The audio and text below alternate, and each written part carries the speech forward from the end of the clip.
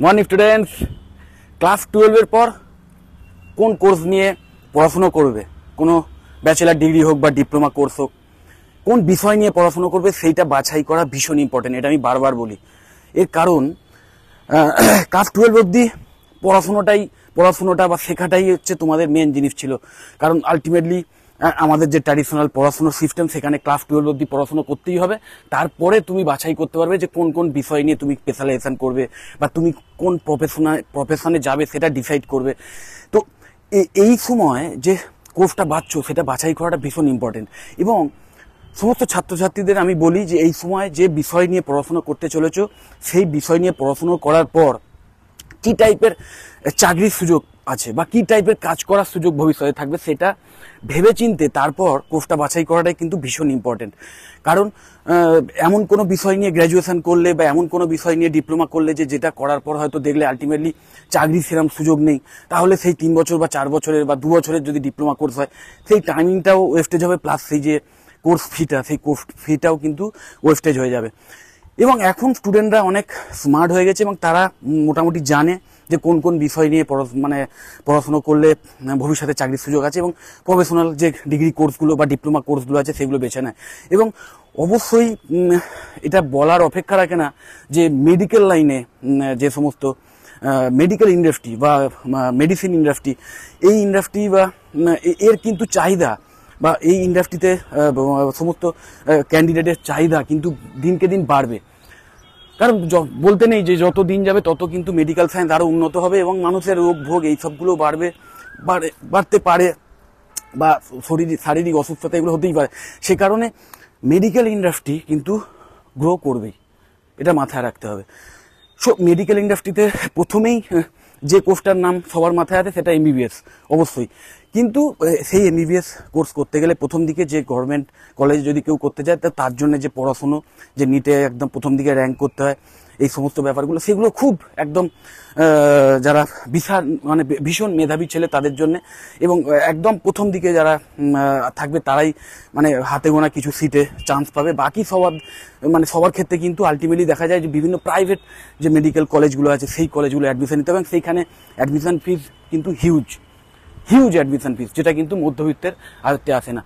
তো সেক্ষেত্রে তখন কিন্তু তাদের জন্য অপশান হয়ে ওঠে বিভিন্ন প্যারামেডিক্যাল কোর্স, এবং প্যারামেডিক্যাল কোর্সগুলোর মধ্যে অবশ্যই বিএমএলটি এবং ডিএমএলটি এই দুটো কোর্স কিন্তু ভীষণ জনপ্রিয়।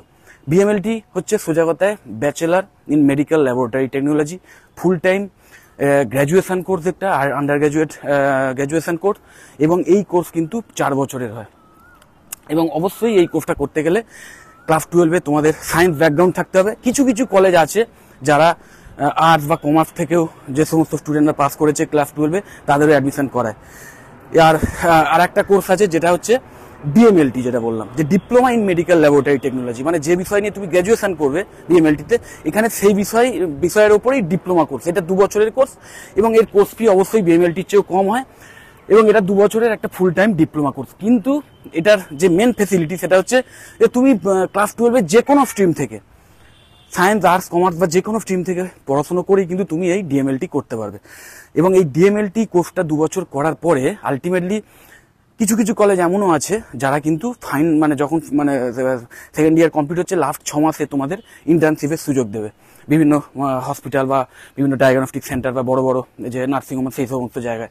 তো ইন্টার্নশিপ করতে করতে তোমাদের হাতে কলমে যে শিক্ষা সেটাও যেমন পাবে, এবং তার সাথে সাথে অবশ্যই অ্যাজ এ ইন্টার্ন তোমরা একটা স্যালারিও ড্র করবে। এবং আলটিমেটলি কোর্স কমপ্লিশনের পরে তোমাদের যদি সেই কোয়ালিটি থাকে, তাহলে সেই কলেজের যে প্লেসমেন্ট ড্রাইভ, সেই প্লেসমেন্ট ড্রাইভ যে ক্যাম্পাসিং এর ব্যবস্থা করে বা যে ইন্টারভিউ এর ব্যবস্থা করে, তার মাধ্যমে কিন্তু ভালো ভালো হসপিটাল বা নার্সিংহোম বা ডায়াগনস্টিক সেন্টারে কিন্তু ডাইরেক্ট চাকরিও হয়ে যায়। এবং সেক্ষেত্রে ডিএমএলটি যারা করেছে তাদের ক্ষেত্রে কিন্তু স্টার্টিংয়ে মোটামুটি ধরে রাখো অ্যাভারেজ 15-16 হাজার টাকা থেকে স্যালারি স্টার্ট হয়। এটা নির্ভর করে তোমার কতটা কোয়ালিটি আছে তার উপর, এবং তুমি কোথায় চাকরি করছো তার উপর, কোথায় চাকরিটা পাবে তার উপর। তো আলটিমেটলি যাদের শেখার মেন উদ্দেশ্য যে আমার মেন টার্গেট হচ্ছে বিএমএলটি করবো, কিন্তু আমি আর্টস বা কমার্স লাইন থেকে এসেছি, তাদের জন্য কিন্তু এটা দারুণ সুন্দর একটা ওয়ে। কারণ এই ডিএমএলটিতে করার পর তুমি যেমন একাধারে একটা জায়গায় চাকরি পেয়ে যাচ্ছ, একটা হসপিটালে as a assistant lab technician তুমি যেমন চাকরি পেয়ে যাচ্ছ, ঠিক তেমন তুমি কিন্তু সেই চাকরিটা যখন করবে সেই হসপিটাল বা নার্সিংহোম থেকেই কিন্তু আলটিমেটলি হয়তো তারা যখন বলবে যে না এবার তোমার মানে কোয়ালিফিকেশনটা বাড়িয়ে নাও, তুমি ব্যাচেলার ডিগ্রি করে নাও, তারাই কিন্তু তোমাদের বিএমএলটি কোর্স করার সুযোগ করে দেবে। মানে সোজা কথায় তুমি আর্টস বা কমার্স নিয়ে এইচএস পড়েও কিন্তু বিএমএলটি করতে পারবে থ্রু ডিএমএলটি। এবং ডিএমএলটি থেকে যারা বিএমএলটি করবে তাদের মেন ফেসিলিটি আর একটা হচ্ছে যে তাদের মানে পড়াশোনাটা যখন করবে তাদের অনেকটাই জানা হয়ে গেছে, কারণ diploma in medical laboratory technology নিয়ে যখন তারা 2 বছর পড়াশোনা করেছে এবং ইন্টার্নশিপ করেছে এবং কিছুদিন চাকরিও করেছে, তাদের এক্সপিরিয়েন্স অনেক বেশি, এবং সেক্ষেত্রে তারা কিন্তু এই বিএমএলটি কোর্সটা আরো সহজে রপ্ত করতে পারবে। এবং বুঝতেই পারছো এই এবার এই ল্যাব টেকনিশিয়ান যে মেডিকেল ল্যাবরেটরি টেকনোলজি, এই যে এদের কাজটা কি, এদের মেনলি হচ্ছে মানে যে কোনো মানে অসুখ বিসুখ করলে বা রোগ ভোগ হলে ডাক্তারবাবুর কাছে গেলেই যে বিভিন্ন টেস্ট করতে দেয় বা বিভিন্ন যে ল্যাবে গিয়ে যে বিভিন্ন রক্ত পরীক্ষা বা অন্যান্য যে পরীক্ষা করতে দেয়, সেই সমস্তগুলো যে ল্যাবে গিয়ে যে টেস্টটা হয়, সেই ল্যাবে যারা টেস্টটা করেন, যে ল্যাবরেটরিতে যারা কাজ করেন, যারা তাদের যে কাজটা সেটাই কিন্তু এই মেডিকেল ল্যাবরেটরি টেকনোলজি কোর্সগুলোতে শেখানো হয়। তো বুঝতেই পারছো ভীষণ একটা ইম্পর্টেন্ট ওয়ার্ক, কারণ এই মানে তোমাদের সেই টেস্টের কোয়ালিটি কতটা নিখুঁত হচ্ছে তার উপর কিন্তু নির্ভর করবে সেই পেশেন্টের মানে ডায়াগনস্টিক বা এবং তার ভবিষ্যতে কি মেডিসিন চলবে সেগুলো কিন্তু নির্ভর করছে। এবং মানে এর যে চাহিদা দিনকে দিন বাড়বে, এইসব মানে এই মেডিকেল ল্যাবরেটরি টেকনোলজি মানে কোর্স কমপ্লিট করা স্টুডেন্টদের চাহিদা ভবিষ্যতে যে বিভিন্ন এই সমস্ত ল্যাবগুলোতে বাড়বে সেটা বলার কোনো অপেক্ষা রাখে না।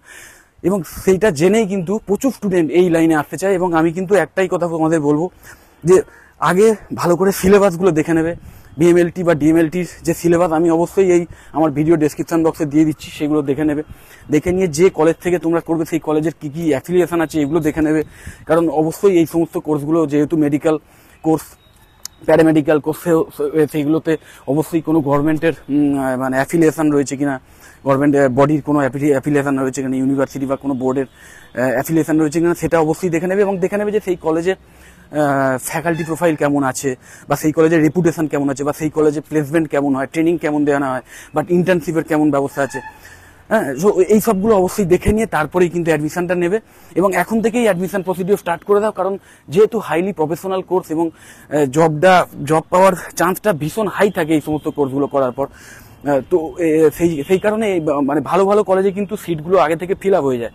তো আমি তোমাদের একটাই কথা বলবো যে যদি এই সমস্ত কোর্স নিয়ে আরো কোনো কনফিউশন থাকে তাহলে অবশ্যই আমাকে ডাইরেক্ট কল করতে পারো বা আমাকে হোয়াটসঅ্যাপ করতে পারো, আমি নাম্বার এখানে দিয়ে দিচ্ছি, সেই নাম্বারে হোয়াটসঅ্যাপ করতে পারো। আমি অবশ্যই তোমাদের সাজেস্ট করে দেবো যে আদৌ তোমাদের এই কোর্স করা উচিত হবে কি হবে না, বা হলেও কোন কলেজ থেকে করলে তুমি ভালো মানে ভবিষ্যতে জব পেতে পারো বা ভালো শিখতে পারবে, এই সমস্ত বিষয় আমি আমার যে এক্সপিরিয়েন্সটা আছে সেটা অবশ্যই তোমাদের শেয়ার করে দেবো।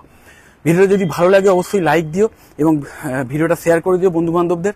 এবং আমার চ্যানেলটা যদি সাবস্ক্রাইব না করে থাকো তাহলে অবশ্যই সাবস্ক্রাইব করবে। খুব শীঘ্রই আবার দেখা হবে। টাটা।